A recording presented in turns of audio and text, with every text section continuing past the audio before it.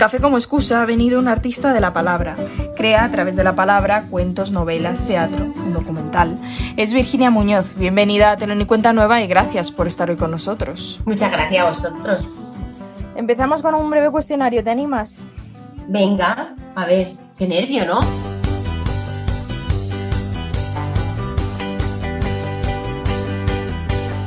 Una película para no olvidar. El Club de los Poetas Muertos. Un libro que siempre está por tu mesilla. El Principito. Un poema al que volver. Ama y ensancha el alma de Extremo Duro. Una canción que forme parte de tu banda sonora. Pues venga, seguimos con Extremo Duro. La vereda de la puerta de atrás. Temazo. Una obra que viste y que tienes completamente grabada en la retina.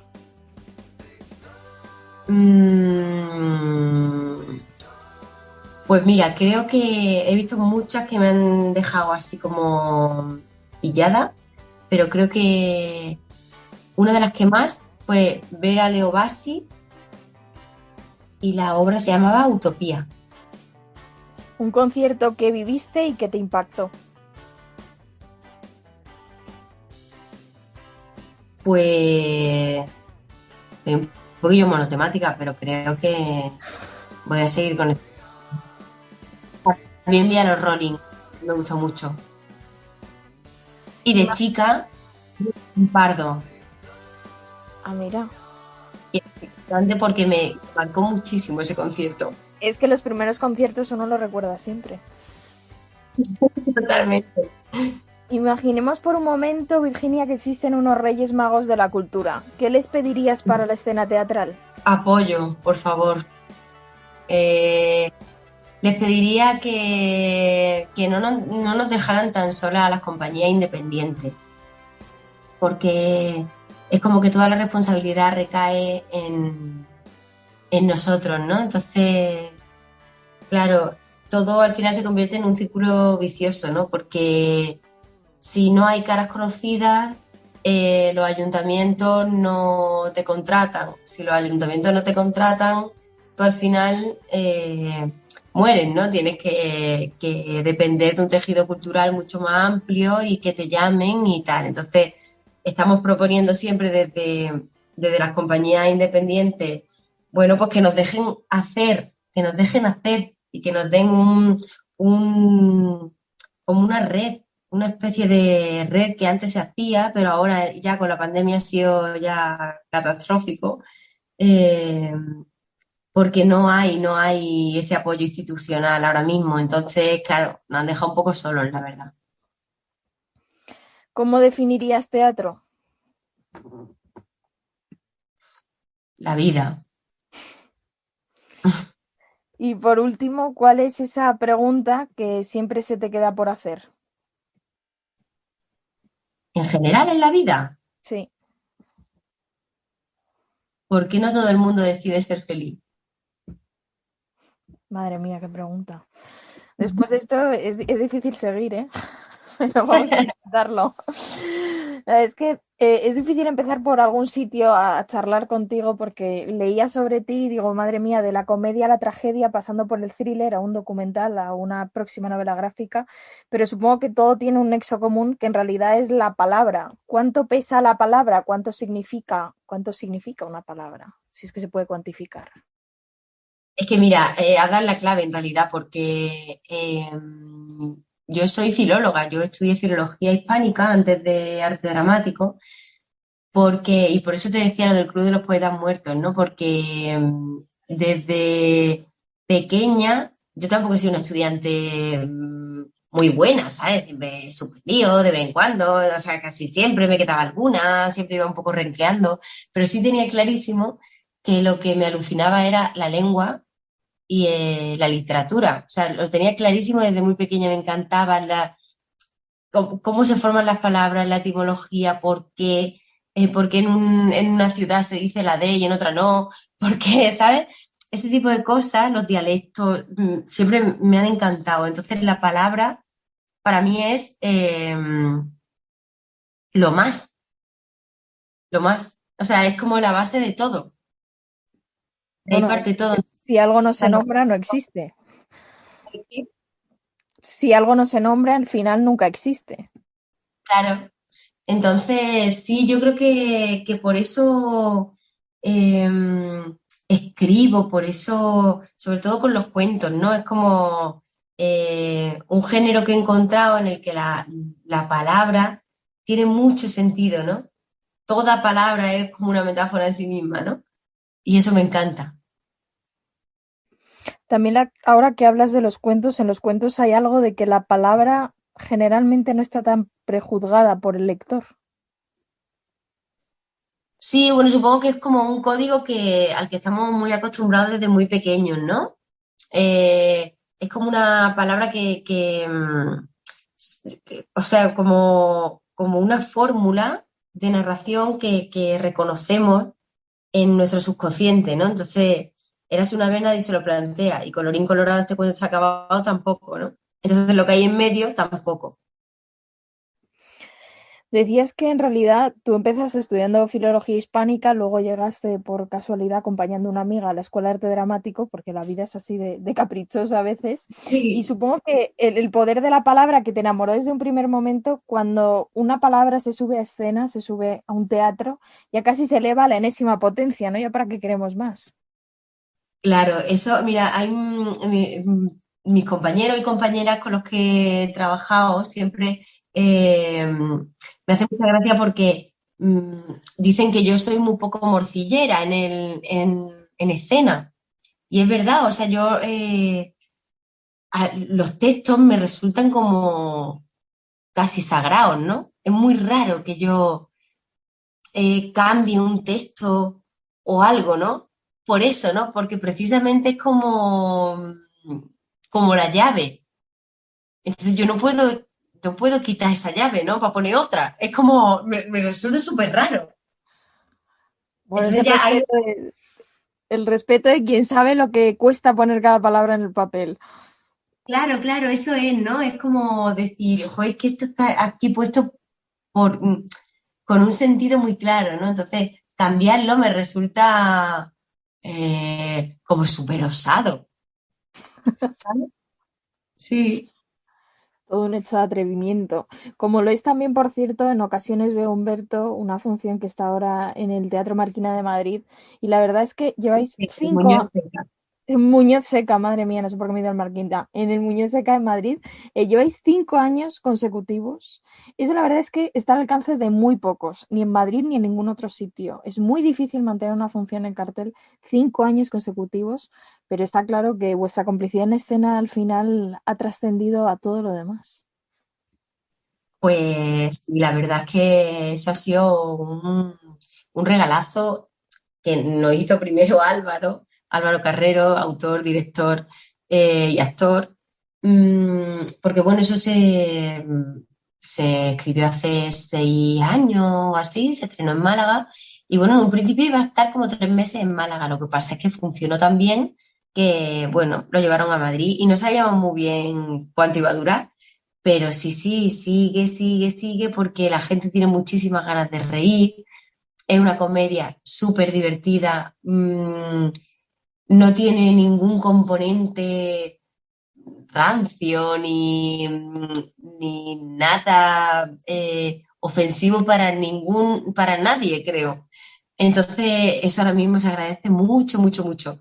Y, y ver a la gente cómo es de feliz cuando termina la función, es que eso no se puede explicar lo que se siente. Entonces es verdad que lo hemos pasado muy mal en la pandemia porque, bueno, se cerraron los teatros, pues como todos, y, y la vuelta de ese deseo de la gente de reír, de reír, de reír, o sea, es alucinante y muy gratificante. Sí, porque dices la gente cómo sale de feliz, pero bueno, cómo está de feliz, porque van hilando una carcajada con otra y al final literalmente no para de reír el público, ¿no? Es verdad que hablabas ahora de los límites del humor, de lo difícil que está hacer también una comedia que no tenga ningún tipo de ofensa hacia nadie. La verdad es que la comedia siempre es un terreno en realidad muy pantanoso, porque por un lado está el límite, que siempre es muy difícil de establecer, y a la vez el peso de la comedia. Cualquiera dice que total es fácil hacer una comedia que no tenga más pretensión que hacer reír, pero de hecho no se me ocurre hacer nada más difícil, ¿no? Porque al final hacer un vodevil, una comedia como Dios manda, de mantener ahí 1 hora y media la atención del Mm. público, hilando una cosa con otra, al final es casi un malabarismo y desde luego lo que es por encima de todo es una partitura, no deja de ser ritmo, tiempo y tono y énfasis al final. El poder de la palabra, una Sí, vez sí, más. sí, o sea, eso los actores y actrices de comedia siempre mantenemos como esa reivindicación, ¿no? Porque es muy raro que se premie a la comedia, es muy raro si te pones a mirar los Goya, los Max, normalmente siempre salen premiados los dramas, ¿no? Es como que eso gusta, ¿no? Es como que eres muy bueno, ¿no? Muy buen actor, muy buena actriz si haces drama, ¿no? Pero los que hacemos comedia sabemos que la comedia es un paso más, no menos. O sea, nosotros al trabajar la comedia, yo siempre lo cuento, ¿no? Es como, yo trabajo la comedia como si fuera un drama, solo que después le doy una vuelta, más, ¿sabes? Porque si no la trabajas desde ahí, eh, bueno, lo que te queda es como una caricatura, ¿no? Entonces, los personajes de comedia son personajes verdaderos a los que les pasan esas cosas, ¿no? Lo que pasa es que encima tienes que provocar con tu pena risa. Y esa es la vuelta de tuerca más. Entonces, para nosotros es dificilísimo. Y luego escribir un texto plagado de chistes es muy difícil, es que es muy difícil. Lo que pasa es que, bueno, pues no sé, supongo que la risa siempre ha estado como un poco denostada. Pues porque, pues me imagino que esto vendrá de, yo qué sé, pues de poderosos, seguramente, que no querría que se rieran de ellos, ¿no? Entonces, bueno, pues al final se queda como en un género un poco por debajo, pero bueno, ahí seguimos reivindicando. Sí, bueno, no hay nada más difícil que arrancar una buena carcajada. Y precisamente eso lo consigue, dices, un texto plagado de chistes, pero chistes que hay que meter en su tiempo, meter en su momento. Y sobre todo creo que definiría en ocasiones veo a Humberto como una verdadera oda a la complicidad entre Sí, vosotros. A que una mirada es lo que realmente provoca la carcajada, que un silencio a tiempo es lo que provoca de nuevo otra sí, risa, ¿no? eso cuando a Álvaro le pasa mucho dirigiendo, porque ahora estoy también en otra función que dirige él, Un secreto a voces, otra comedia súper divertida. Álvaro dirigiendo es como que él tiene una música en la cabeza, ¿no? Entonces, hay un momento que te la cuenta, ¿no? Es como pim, pam, pum, pam, tan, tan, tan, así, ¿no? Entonces, de repente, se empieza montando como muy despacito y luego lo que él quiere es ritmo, ritmo, ritmo. Entonces, al final de la función, tú como actriz estás escuchando esa canción. Es como una canción entera, hecha de golpes, de silencios, ¿sabes? Y entonces es muy curioso y muy gustoso, la verdad. Jo, y tanto porque además sois capaces de hacer dos funciones seguidas que con el desgaste enérgico y de concentración que entiendo que lleva, porque se os ve que os dejáis de llevar, pero a la vez eso supone un verdadero esfuerzo mental y físico, ¿no? De mantener toda esa tensión, todo ese ritmo, esa rueda que no puede parar hasta el último, hasta la última Sí, frase. sí, sí, es que damos como, bueno, pues todo, en realidad todo, a saco. Y lo que pasa con el doblete es que, claro, tienes como que dosificar esa energía. Entonces al final lo que hacemos es, esas dos funciones nos las tomamos como si fuera una, solo que tiene dos actos. Y es la única manera de mantener esa energía, porque si no te aplatanas de una manera, de entre una función y otra, acaba, acaba de reventar, entonces ahora remonta 15 minutos más tarde, ¿no? Entonces, bueno, pues ya está, los días de doblete vas como con la idea de que la función en vez de durar 1 hora 40, pues dura 3 horas, 3 horas 20, ¿sabes? larga, sí. Pero al final la función de hecho está plagada, es un lujo, entiendo, hacerla como actriz porque tiene muchos rasgos de toda esa comedia que reconocemos, ¿no? Hay algo de humor absurdo, de juego de palabras, de mímica, es que hay de todo, hay posibilidad para sacar casi que punta a todo y de formas tan distintas que al final es tan bonito ver cómo se construye ese humor. Sí, sí, la verdad es que es muy... Y sobre todo, fíjate, después de 5 años, bueno, hay mucha gente que dice, pero no, no os cansáis, no, y es verdad que, hombre, verás, es el mismo texto todas las noches, pero siempre, siempre se están sacando cosas nuevas del personaje. Sobre todo porque, fíjate, el otro día pensé yo, y además se lo comentaba a Álvaro, digo, es que Pili, mi personaje, es 6 años mayor que cuando se creó ahora.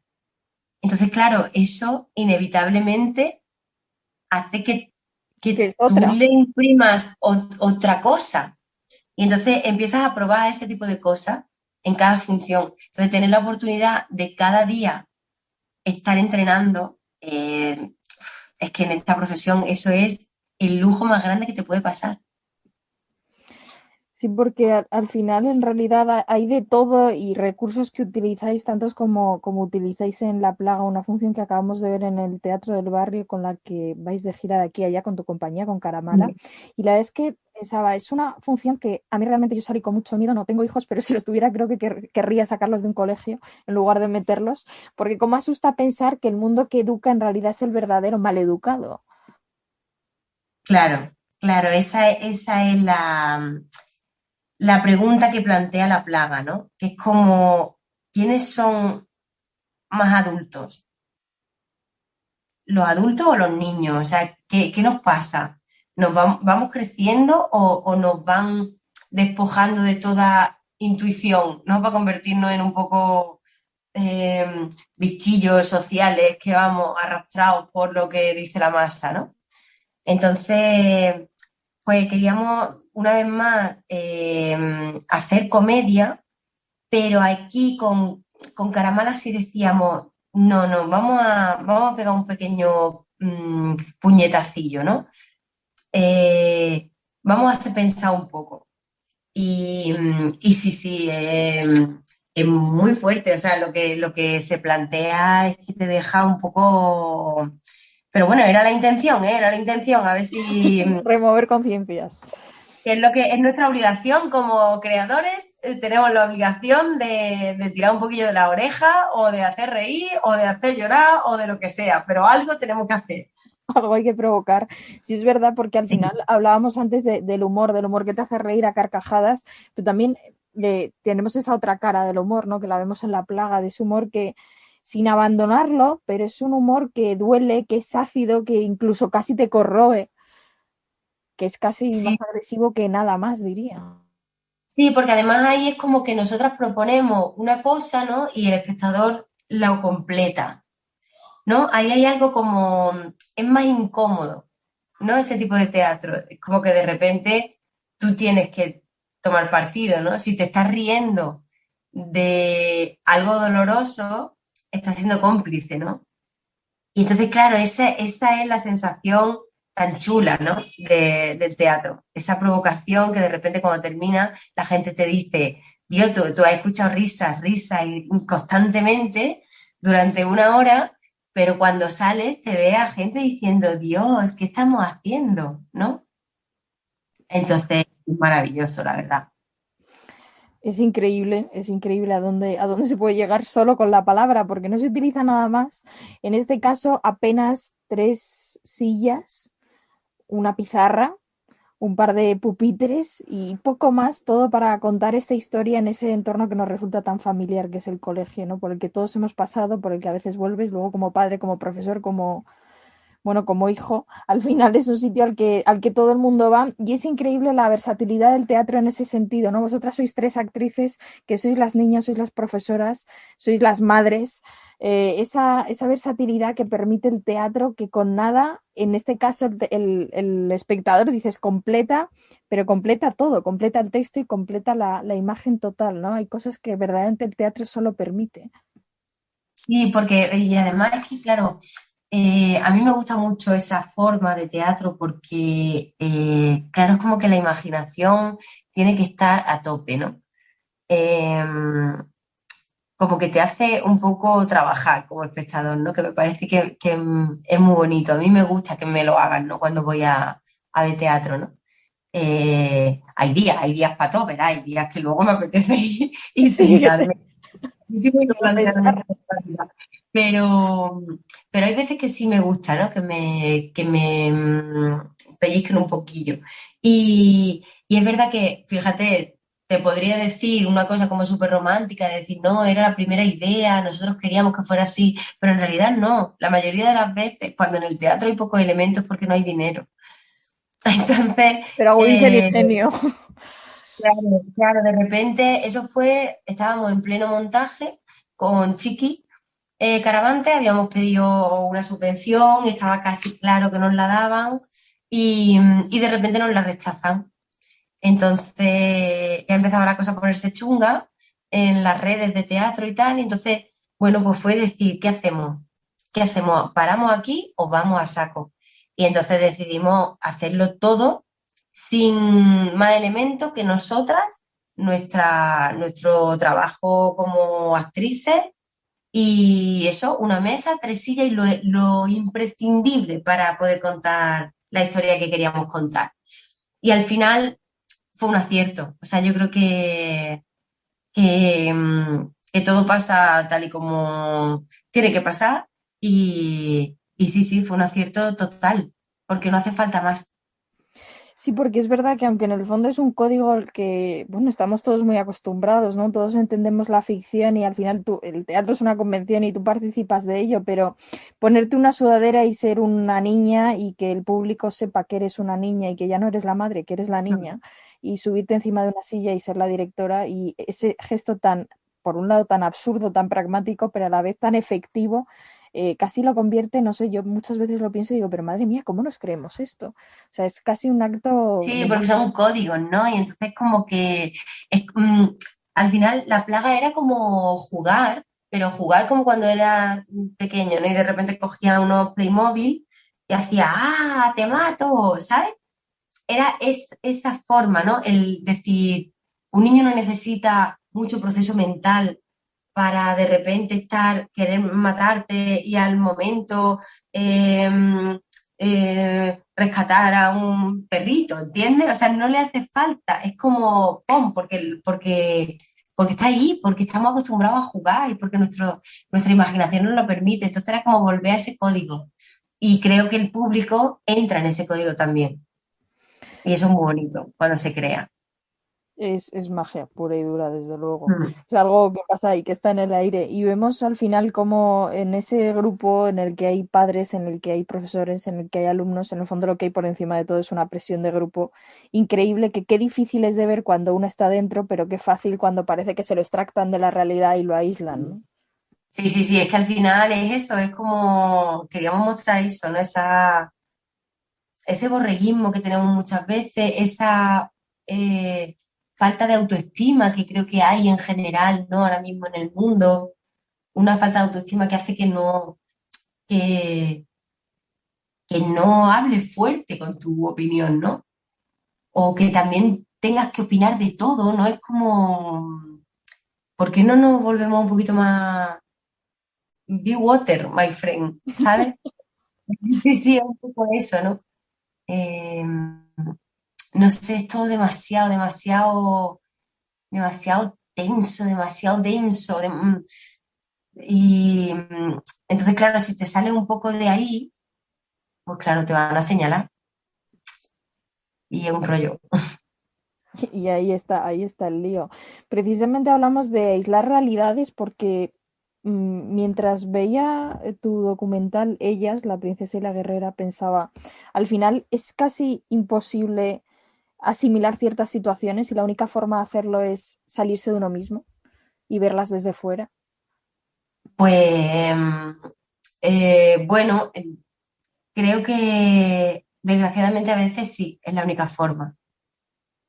Porque, porque claro, es que por mucho que te lo digan, claro, yo ahora lo cuento en el documental, ¿no? Yo viví hace 7 años, me diagnostican un cáncer, yo ahora lo puedo contar, ¿no? Y la gente que lo vivió a mi lado, pues como que se queda con la lección, ¿no? Pero claro, vivirlo es que la única manera en la que tú realmente te paras de verdad. Es lo que ha pasado un poco con la pandemia, ¿no? Lo que pasa es que luego se olvida. Pensábamos que íbamos a ser todos mejores y todo eso, y fíjate, eh, La memoria es muy frágil, sí. claro, entonces es eso, tienes que estar súper alerta, por eso quise hacer el documental, por eso no he parado hasta hacerlo y ha sido un proceso complejo, porque en realidad no fue fácil grabarlo todo, al principio sí, pero luego no, era un poco rollo, y luego montarlo, volver a vivirlo todo, revivirlo todo, tal, pero creo que es muy importante y de vez en cuando me lo pongo. Eso debería ser casi terapia colectiva, ¿no? Para todos. Sí, porque es verdad, o sea, es decir, jolín, hay momentos en los que solo puedes ver las cosas tomando perspectiva, es que si no, no las ves, vamos muy rápido. Está montada la vida de una manera muy, muy rara. No, es como que se nos ha olvidado lo verdaderamente auténtico y lo importante. Entonces, bueno, esto es como lo típico que todo el mundo sabe, pero no puedes salirte de ahí, porque es que es la misma rueda. Entonces, claro, pues hay que ir recordándoselo poquillo a poco y cada cierto tiempo. Sí, hay que, a través realmente de la cultura y de la ficción parece al final la única opción, ¿no? Cuando a uno le sacan ese trocito de realidad y se lo ponen delante y durante un momento es, presta atención, mira esto, que esto te Sí, pasa a ti. sí, eso es decir, por favor, o sea, que a lo mejor no eres capaz de verlo tú por ti mismo, pero mira, pues siempre vas a encontrar alrededor espejos, ¿no? Si es que al final la cultura es eso, son espejos. Y uno más es tu próxima novela gráfica, que yo creo que ya te has aventurado en todos los géneros posibles y plausibles, que será Planeta Pepa, que es otra revisión de esa misma situación, de esa vivencia del cáncer, esta vez a través de la novela gráfica. Por cierto, un género que no para de crecer y que es una maravilla, ¿no? Unir palabra e imagen una vez más. Pues sí, mira, eso fue porque además eso no surgió con idea de nada, porque yo llevo escribiendo diarios desde que soy pequeña, desde muy pequeña. Además, hace poco encontré de mis primeros diarios, como con 11 años, así, ya lo contaba todo, mis campamentos, todo. Entonces, bueno, pues era como una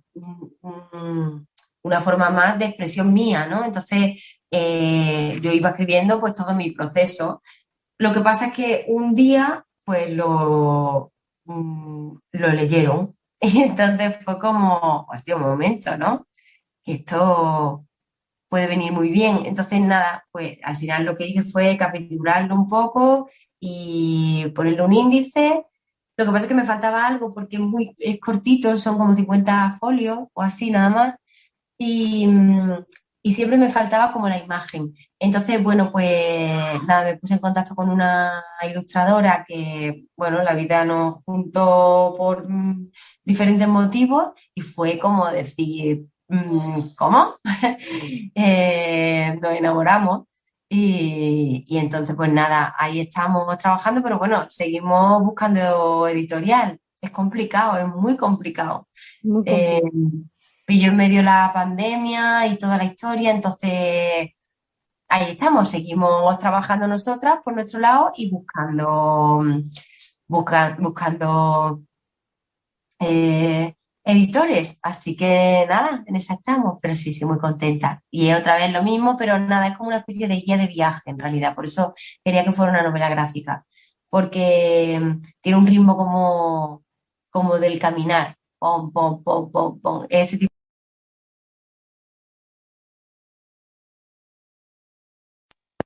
Ahí estamos, deseando que eso llegue a buen puerto. Que llegará, llegará y estaremos para verlo. Ya vamos a ir terminando, Virginia, pero antes de despedirte, ya que hemos hablado tanto de palabras, te pregunto por las palabras. ¿Cuál es la palabra que crees que más veces has repetido en tu vida? ¿Perdón? Amor, Amor. ¿Y cuál es esa palabra que crees que significa mucho, pero que decimos muy a la ligera? amor también. La palabra que significa mucho y que decimos muy poco. Sí, es que yo creo que es la misma. Es que se Todas las... queda muy-